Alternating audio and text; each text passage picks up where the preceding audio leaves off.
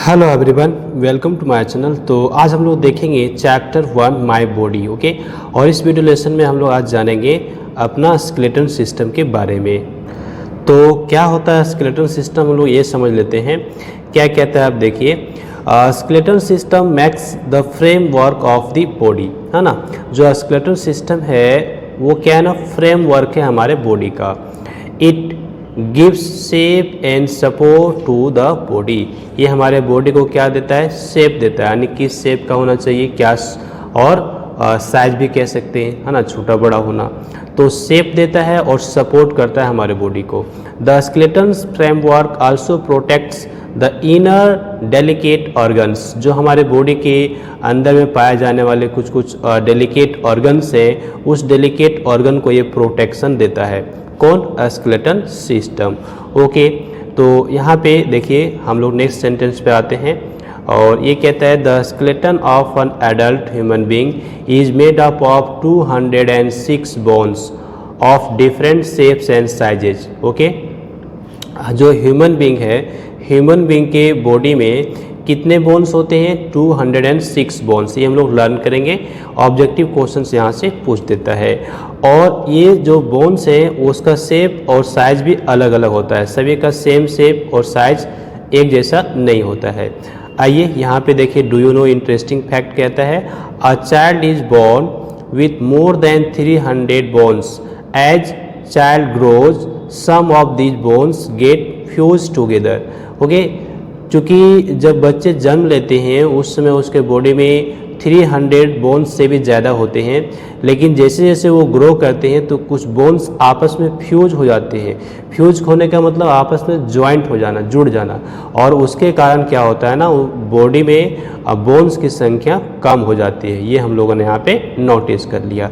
Next देखिए कहता है bones are hard and strong structures. जो बोन्स होते हैं वो कैसे होते हैं? हार्ड होते हैं और क्या होता है, स्ट्रॉन्ग होता है। नेक्स्ट कहता है they are made up of calcium, phosphorus and some other minerals. ये जो बोन्स होते हैं वो क्या चीज़ से बने होते हैं?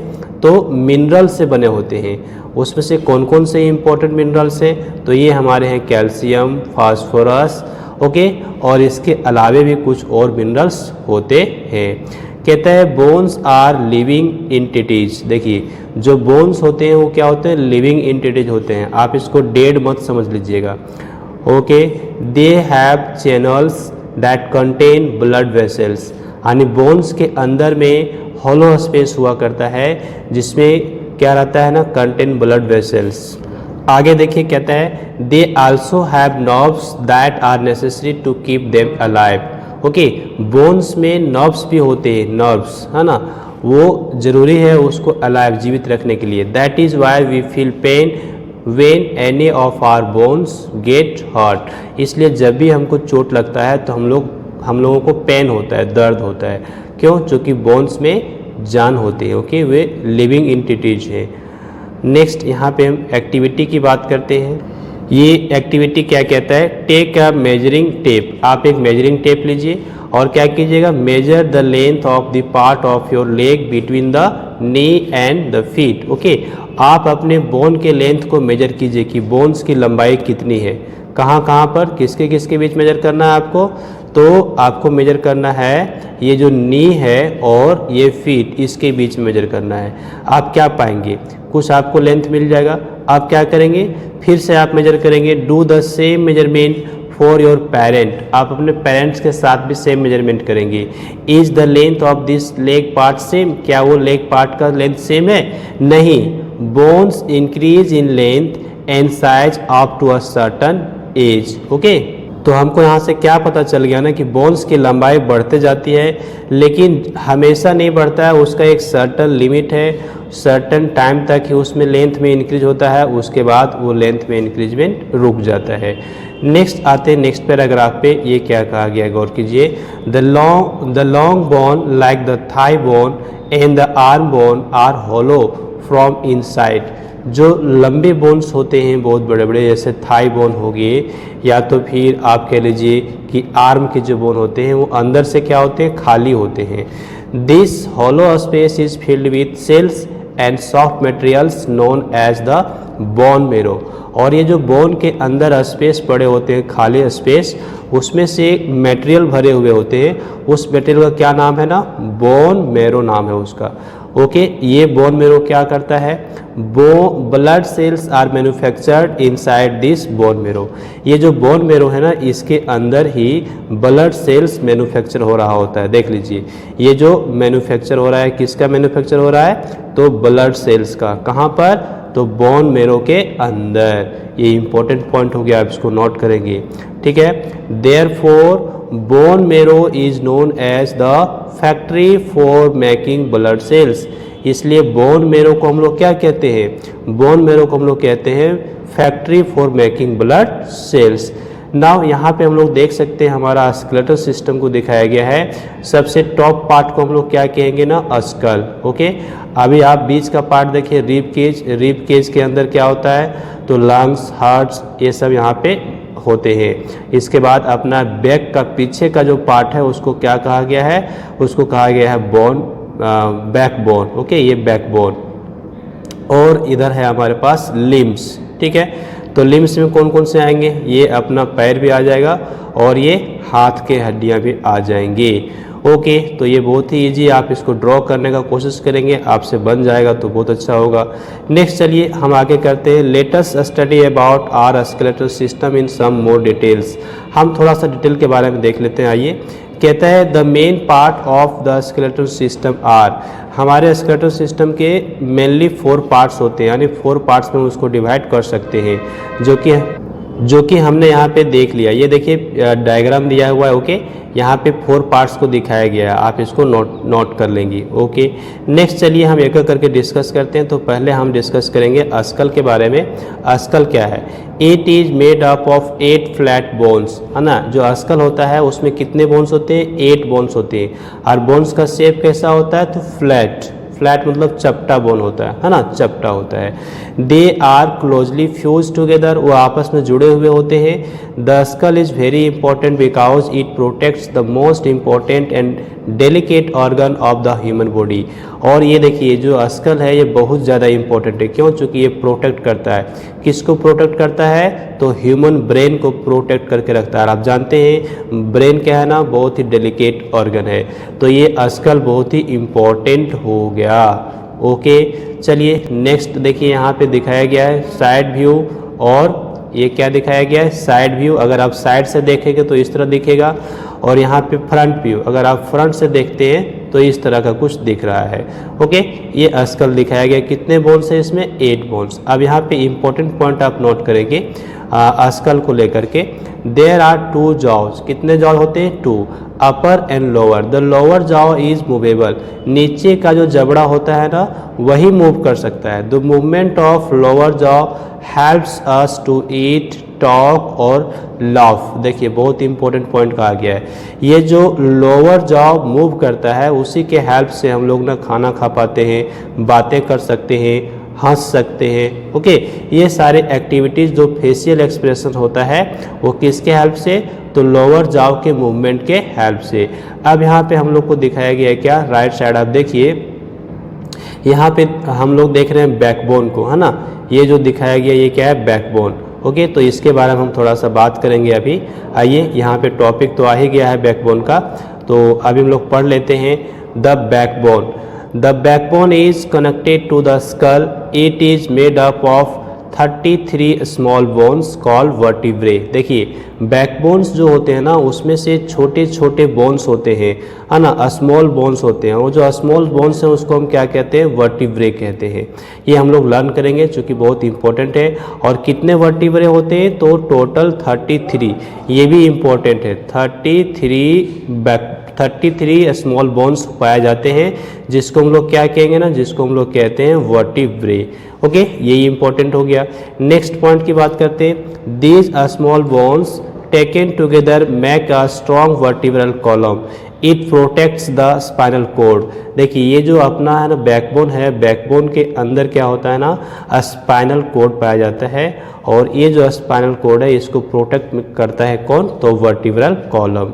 ओके, नेक्स्ट देखिए, these small bones gives flexibility to our back. ये जो हमारा पीछे का पोर्शन है ना, इसको फ्लेक्सिबिलिटी मिलता है किसके हेल्प से? ये स्मॉल बोन्स यानी वर्टिब्रेट के हेल्प से। What would happen if our backbone was made of just one straight bone? अगर हमारा बैकबोन केवल एक ही स्ट्रेट बोन से मिलके बना होता, केवल उसमें एक ही बोन्स होता, तो क्या हम लोगों को फ्लेक्सिबिलिटी होती? नहीं, फ्लेक्सिबिलिटी नहीं होती। ओके, हम लोग मुड़ नहीं पाते। तो ये इम्पोर्टेंट था, आप यहाँ पे नोट कर लिए। नेक्स्ट हम लोग यहाँ पे देखते हैं, कहते हैं do you no humans and giraffes have the same number of bones in their neck। जो ह्यूमंस हैं और जो जिराफ हैं उसके नेक यानी गर्दन की बात की गई है, उसके गर्दन में सेम नंबर ऑफ बोन्स होते हैं। कितने बोन्स होते हैं तो ये भी बता दिया गया है। ओके, अब यहाँ पे देखिएगा 7 बोन्स होते हैं। ह्यूमन के गर्दन में 7 बोन होते हैं और जिराफ का जो गर्दन है उसमें भी 7 बोन होता है, लेकिन जिराफ का गर्दन बहुत लंबा होता है। ओके, इसके पीछे क्या रीजन है? तो giraffes neck vertebral are however much longer. चूँकि उसमें जो छोटे छोटे बोन्स होते हैं उसका साइज ह्यूमन के जो नेक में साइज पाए जाते हैं बोन्स का, उससे कहीं ज़्यादा बड़ा होता है, इसलिए उसका लेंथ बड़ा हो जाता है। तो ये तो था अपना इंटरेस्टिंग फैक्ट। नेक्स्ट हमारे पास है द रिब केज। आइए इसको हम लोग देख लेते हैं। तो रिब केज, अब देखिए पिंजड़ा की तरह है ये, आप देखिए यहाँ पे नीचे। ओके, आइए हम लाइन बाय लाइन पढ़ते हैं। कहते हैं क्या? There are 12 pairs of ribs. कितने पेयर्स होते हैं? 12 pairs forming a cage around delicate organs like heart and lungs. Okay, तो हार्ट और लंग्स के चारों तरफ ये एक पिंजड़ा बना के रहता है। कौन से? ये रिब केज। ओके, तो ये क्या काम करता है? दीज आर कर्व्ड बोन्स, है ना, joint to backbone and the breast bone.